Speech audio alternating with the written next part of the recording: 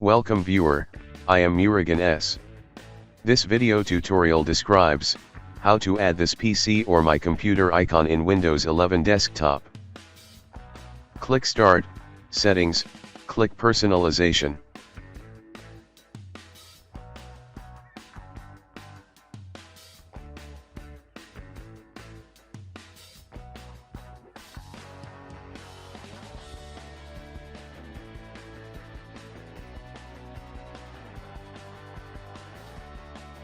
Click Themes. Click Desktop Icon Settings. Check Computer, click Apply, click OK.